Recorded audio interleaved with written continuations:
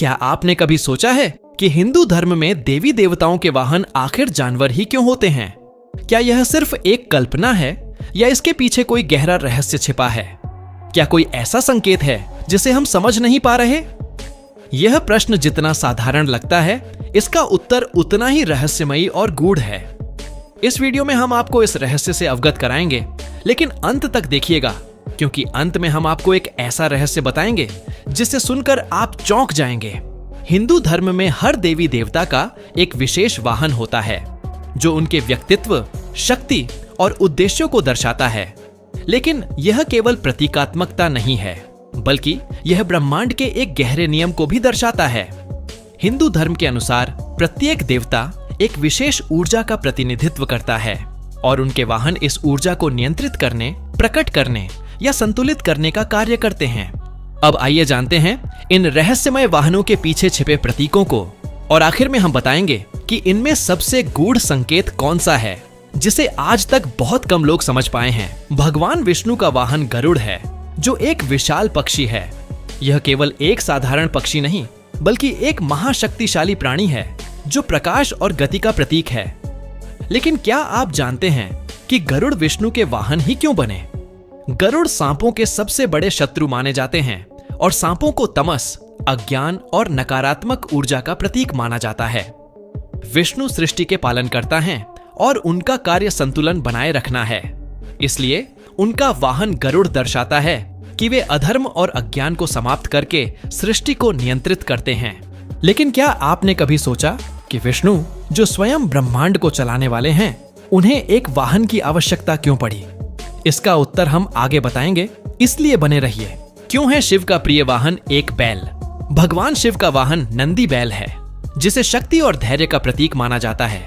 नंदी सिर्फ एक वाहन नहीं, बल्कि शिव के परम भक्त भी हैं। लेकिन क्या आपने कभी सोचा कि शिव, जो स्वयं योगी हैं और किसी भी बाहरी साधन के बिना अस्तित्व में रह सकते हैं, उन्हें एक वाहन की क्या आवश्यकता है? नंदी बैल कृषि और उत्पादकता का प्रतीक है, और शिव विनाश के देवता होते हुए भी सृजन और संतुलन के कारक हैं। इसलिए नंदी उनके इस संतुलन को दर्शाते हैं। लेकिन इसके पीछे एक और गहरा रहस्य है। क्या यह संभव है कि शिव, जो काल के भी स्वामी हैं, नंदी का उपयोग समय को नियंत्रित करने के लिए करते हों? माँ दुर्गा क्यों सवारी करती हैं एक शेर पर? माँ दुर्गा को शक्ति और पराक्रम का प्रतीक माना जाता है, और उनकी सवारी है एक सिंह या बाघ। क्या यह केवल एक संयोग है या इसके पीछे कोई रहस्य है? सिंह जंगल का राजा होता है और यह शक्ति, शासन और निडरता का प्रतीक है। लेकिन माँ दुर्गा स्वयं शक्ति की देवी हैं, तो फिर उन्हें शक्ति के प्रतीक सिंह की आवश्यकता क्यों पड़ी? यह इस बात का संकेत है कि सच्ची शक्ति केवल बल में नहीं, बल्कि आत्मनियंत्रण और संतुलन में होती है। माँ दुर्गा का सिंह यह दर्शाता है कि वे क्रोध और शक्ति दोनों को नियंत्रित कर सकती हैं। लेकिन यहाँ एक बड़ा सवाल उठता है, अगर माँ दुर्गा इतनी शक्तिशाली हैं, तो उन्हें किसी वाहन की आवश्यकता क्यों? इसका उत्तर हम अंत में देंगे। क्यों है गणेश जी का वाहन एक चूहा? अब तक हमने जिन वाहनों की बात की, वे सभी ताकतवर और तेज थे।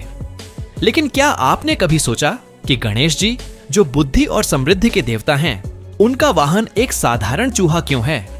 चूहा छोटी छोटी जगहों में घुस सकता है और यह बहुत ही चपल होता है।